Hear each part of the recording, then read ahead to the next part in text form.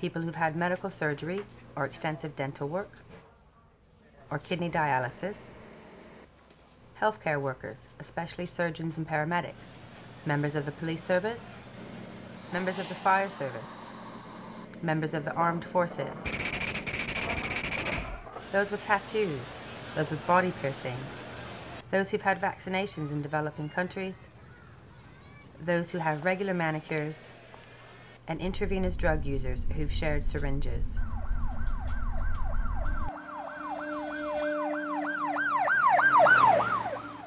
Dear Mr. Whitcomb, thank you for your letter of the 11th of December. Oh dear, once again you answer questions I didn't ask and didn't answer questions I did ask. It's clear you know little about the hepatitis C epidemic, and it's clear the Department of Health has little intention of doing anything about it. I can see now why people are so cynical about government departments. Once again, you told me our best estimate of the prevalence of chronic hepatitis C is about 0.5%, i.e. about 250,000 people. Who gave you this figure? Thank you for telling me about hepatitis C research projects, but this is not relevant to my letter, which was about the lack of government strategy, lack of testing, and lack of treatment. Moreover, you do not say what these research projects are. What I keep asking you is, what is the Department of Health doing about the hepatitis C epidemic? If I weed through the irrelevancies in your very evasive letter, I learn that according to you, the department has done nothing except commission the committee to make recommendations on a national strategy for hepatitis C. These recommendations to be submitted sometime in the new year. That's it. That's all there is.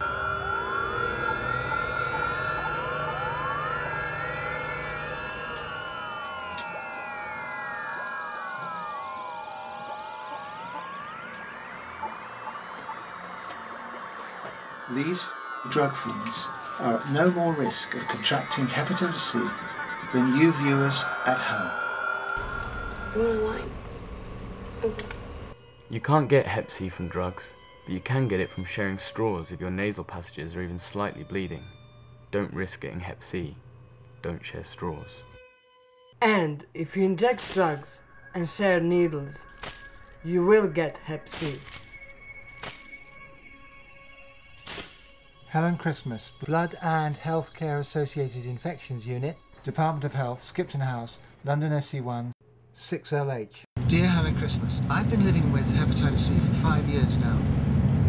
I contracted it from gum surgery in the 1980s, but I didn't discover I had it until 1998 after a routine blood test.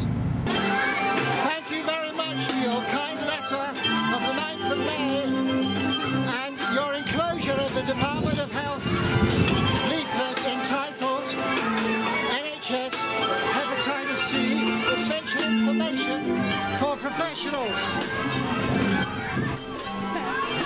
What I and my fellow sufferers always find is that the facts and realities of this disease are not reflected in leaflets such as the one that you sent me.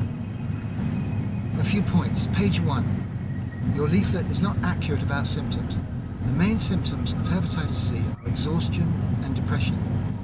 I think it would be helpful for healthcare practitioners to know this. Page 2.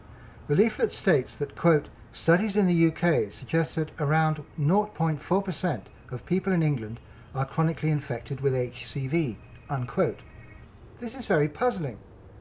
Independent studies, such as that undertaken by Professor Rowbottom at Addenbrooke's Hospital in Cambridge, found that slightly over 1% of the UK population is infected.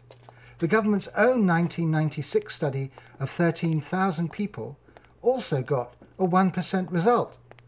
So can you explain where this 0.4% figure comes from, and or why the government is undercounting the figures? Before you can begin to concoct a strategy for hepatitis C in the UK, you need to know how many people have it. How can you work out a budget if you don't know the figures? Page 3, disease progression.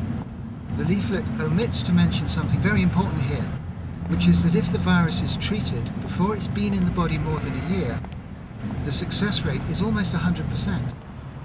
This is why action groups in the US are campaigning for mandatory blood testing.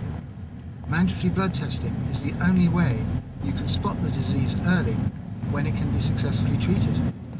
Page 4. How hepatitis C is transmitted. It's important that the Department of Health does not stigmatise people who have this disease. What we want is to help people, not harm them, support progress, not hinder it. Let us look at your stigmatising claim that, quote, the major route of transmission in the UK is by sharing equipment for injecting drug use, unquote. This is very misleading. Research in the United States shows that for the general population, the main routes of transmission are the use of multi-use surgical instruments and tattooing, ear piercing, body piercing and manicuring. Although intravenous drug users are more than likely to contract hepatitis C if they share needles, in societal terms this is a very small subgroup. It is wrong to say, page 4, that sexual transmission is possible. Hepatitis C is not a sexually transmitted infection. Virologists in many countries have repeatedly demonstrated that the hepatitis C virus does not occur in semen or vaginal secretions. This is why in no country in the world, including Britain, is hepatitis C classified as a sexually transmitted disease. There is only one way to get hepatitis C, and that is through contact with infected blood. Maintaining that hepatitis C can be sexually transmitted is not only dishonest, it is also destructive. Imagine you're a woman with Hep C and that everyone believes, because of leaflets like yours, that you might infect them. How many men will go to bed with you? Not only do you have to endure the illness, but thanks to the Department of Health, you are needlessly obstructed from finding love. This is a scandal. Let me now address your letter to me, which I very much appreciated. Naturally, I, like many others, am deeply unhappy that the Department of Health, after 13 years, still has no strategy for dealing with hepatitis C. When will this be rectified? It's good to hear that you think it's important to increase public and professional awareness of the disease. May I suggest that one way to develop awareness is through the media? I have been involved in a TV film and a radio program about hepatitis C. For both of these, the Department of Health were invited to participate, and both times they declined.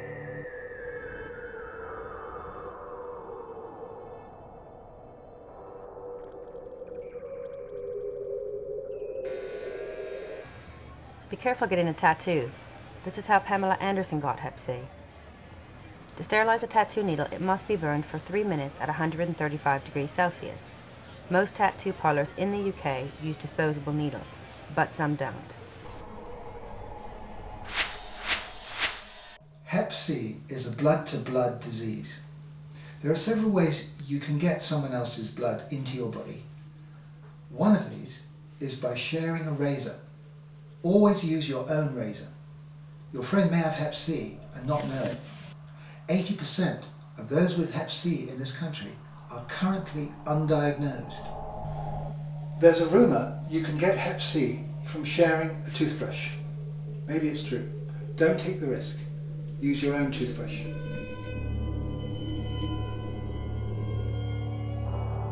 Dear useless bureaucratic parasite, I hear that the Hepatitis C Committee has finally, after more than a year, delivered its report. This has been the only thing the Department of Health has been doing about hepatitis C. Now, naturally, there is a resounding silence from the Department of Health. The disease is spreading. When is the Department of Health going to take some action? Sincerely. There is one nation which has many more Hep C victims than the entire global estimate for HIV/AIDS: China.